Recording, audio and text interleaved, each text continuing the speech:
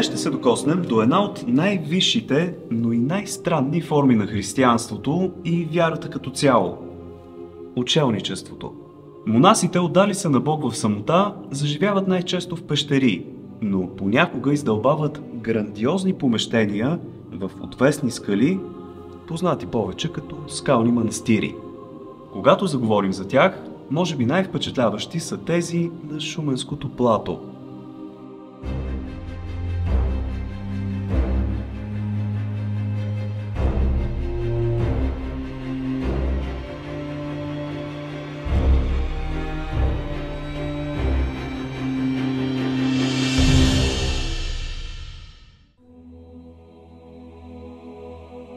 Здравейте, приятели! Аз съм Слави и днес продължаваме пътуването ни по мистичните пътеки на България.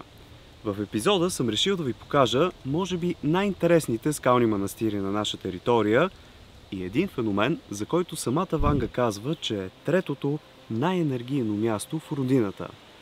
Това е окото на село Осмар. Сигурен съм, че все някъде сте го виждали, събуждало е интерес у вас, но не знаете много за него. Затова съм тук. А вие може да се абонирате за канала и да цъкнете една камбанка, за да не пропускате някои от епизодите ми за нашата прекрасна държава. Ако искате да ме подкрепите в това, което правя, може да си вземете някои от книгите ми. Ще ви излязат ето тук. Линкчета към тях оставям долу в описанието. Благодаря ви! Днешното ни пътуване започва край известното Шуменско плато, което е изключително богато на всякакви исторически находки.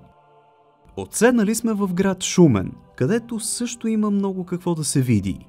Огромният паметник, създателите на българската държава, Шуменската крепост, кацнала над града и, разбира се, Тумбул джамия, най-голямата в България.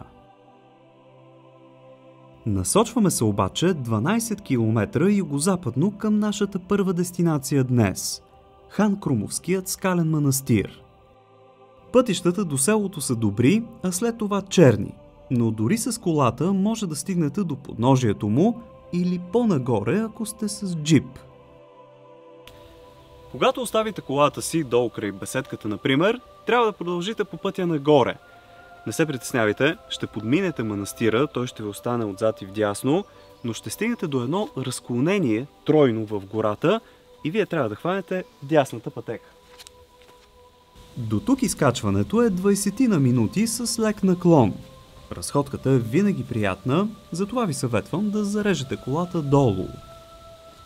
От тук нататък следват още 10 на 15 минути до манастира, което прави общата продължителност на пътеката около 30 минути.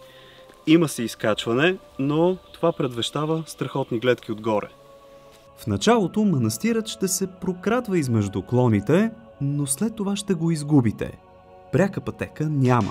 Ще трябва да заобиколите. Ето това е маршрутът на вашите екрани.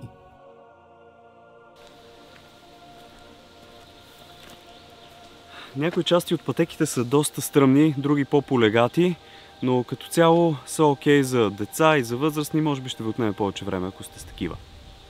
Лека по лека пътеката започва да се стеснява и отвесната стена ще ви се падне отляво. Трябва да внимавате да не подминете манастира, въпреки че има табели тук-таме. Каменните стъпала, изсечени директно в скалите, са си доста стръмни. Веднага ни стана ясно, че с цялата техника трябва да внимаваме нагоре, макар че има импровизирани парапети от едната страна. Не след дълго става и доста тясно, но най-накрая стигаме до крайната ни дестинация. Манастирът се състои от 3 помещения. Предверието, в което се намираме в момента, западна камера, която е служила като спално помещение, най-вероятно, и разбира се, източната камера, която е изпълнявала функциите на църква. Ето така изглежда манастирът и от дрон, за да добиете максимална представа. Леко се подавам от единия прозорец да си хванете мащаб. За съжаление, много малко се знае за Хан Крумовският скален манастир. Предположенията са, че някъде през 12 век монаси са започнали издълбаването му и се вярва, че им е отнело поне 5 години, за да го завършат. Повечето скални манастири са разположени в североизточна България и обикновенно не са действащи в наши дни. Варненци си имат Аладжа манастир край Златни пясъци. Русенци пък могат да се похвалят с Бесарабовския, който между другото е единственият действащ от този тип. Странното обаче е, че в Родопите няма нито един. Нито в Рила, нито в Пирин. Повечето са издълбани в радиус от 150 км в североизточна България. По света също има подобни структури, от Албания през Украйна чак до Китай. Но ние между другото сме първенци по брой. Имаме стотици. Кой от кой по-красиви. Нека сега обаче да ви разкажа за помещенията на Хан Крумовският манастир. Западната камера, вляво от входа, вероятно е служила за спане и нещо като всекидневна. Тя е и доста малка, с размери от около 9 квадратни метра. Както повечето килии, така и тук има изкуствено издълбан отвор за светлина или пък съзерцание. Представете ли си какво е всяка сутрин да се будите пред тази красота?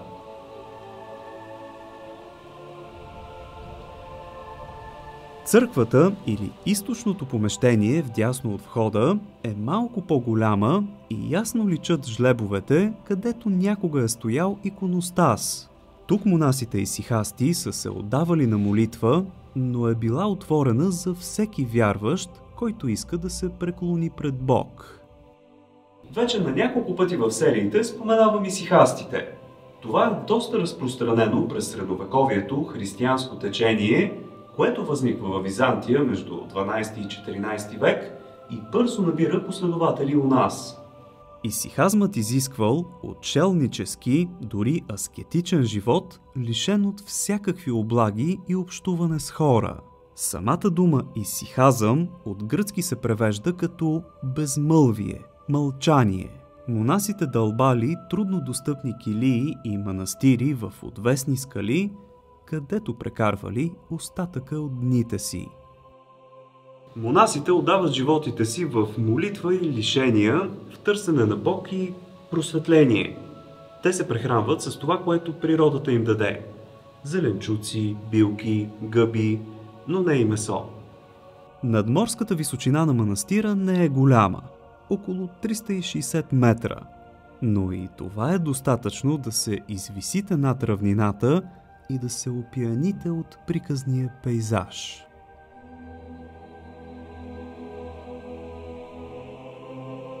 Хан Крумовският манастир е само част от надупчените с ниши, килии и пещери скални венци около Шумен. Сега дойде ред да се отправим към село Осмар, където ще ви покажа и други свети места, както и скалният феномен Окото. За целта трябва да изминем разстоянието от 5-6 км и да стигнем колкото може по-нагоре с колата, защото те се намират на високо. Асфалтовият път свършва със самото село. След това, ако сте с лек автомобил, може да стигнете до чешмата и беседките, които ви ги показах от дрона, но ако сте с джип или по-висока кола, стигате до ето тази беседка. Пътя е около 3 км, взима се пеша, окей е, а ето тази пътека нагоре ви отвежда до самите манастири. Изкачването е леко стръмно, но за щастие е в шарена сянка. Тук може да се насладите и на горския аромат. По пътя виждате кама, който местните са кръстили гюлето на Крали Марко. Явно е някаква закачка към туристите. Стигаме отново до стълби, но този път метални, които да ни отведат в манастира. Стълбите са изключително стръмни и трябва много да се внимава, дори да не сте натоварени. Още с влизането ни в така известният Костадинов манастир забелязахме, че е значително по-голям от Хан Крумовския. Вляво от входа има мащабно помещение с няколко ниши, което върти в кръг около голяма естествена колона и излиза обратно до църквата, падаща се вдясно от входа. При нея ясно се откроява олтар, издълбан директно в скалата. Около него мълчаливо висят икони и се усеща как мястото е някак приглушено. По земята ясно личат протритите стъпала и можем да предположим, че мястото се е използвало доста дълго време. Голямото помещение от Костадиновия манастир най-вероятно се е използвало като спалня от няколко монаси. Определено е значително по-голям от хан Крумовския, но е някакси същевременно по-уединен, по-сгушен, по-притворен от природата. Историята му е също толкова оскъдна, но вероятно е възникнал заедно с другите манастири през 12 и 13 век. Всъщност, каменните манастири в България са толкова разпространени по друга причина. През 1360 година българският цар официално признава исихазма. Монасите са търсили специфични отдалечени места и са дълбали на свобода в меката Веровикова скала, като изграждали тези интересни структури. Църквата е малко по-обширна, отново с място за олтар и за иконостасите тук, но интересното е, че може да намерим и импровизирана камбанария. Личи си, че местни хора, пък и туристи се качват тук редовно, защото е добре поддържан за изоставен скален манастир. Общите части наистина са доста по-големи, отколкото си ги представихме, и вероятно тук, освен за спане, се е използвало като място за всекидневна, за съзерцание, за уединение. Но да, има си построение нещо като места за сядане, а църквата се пада точно срещу нас. Отново наблюдаваме и специфичните отвори, които дават не само светлина, но и проветрение. В този скален манастир има издълбани две ниши в земята, една в която аз се намирам и една още в началото, в които най-вероятно монасите са складирали храна, тъй като температурата тук долу е значително по-ниска, отколкото околната. Манастирът определено е интересен и останахме още 20 на минути да му се насладим. Трябва обаче да слезем обратно надолу по металните стълби, където друга малка полутабела ни насочва към скалният феномен Окото. Той всъщност се намира директно над манастира и вероятно монасите са избрали позицията на своята света обител не случайно. Пътеката ще ви изведе зад него и първоначално може да си помислите, че няма нищо общо с снимките, които сте гледали. Търпение, знам, че сте изморени, но продължите ли надолу, ще ви се открият панорамите, които търсите. Реално трябва да го подминете, за да му се насладите напълно. Не бързайте да си правите заключения от тази му страна. През окото може да зърнете далечните възвишения и голяма част от хълмовете отдолу. Гледките са наистина спиращи дъха, но легендите и думите на Ванга, че това е силно енергийно място, са също впечатляващи. Ако авантюризма у вас доминира, може да се качите и да застанете по средата. Така ще сте сигурни, че ще попиете от тази енергия. Ако денят е чист, то и панорамите пред вас със сигурност ще ви заредят. Между другото, все още има спор дали окото или халката над село Осмар е природно образование или е човешко дело. И двете страни си имат своите доводи, но ако питате мен лично, това тук е дело на хората от миналото. Просто отворът във формата на око е прекалено странен и неестествен за тази скала. Дали е направен от монасите, обитавали манастира по-долу? Възможно е.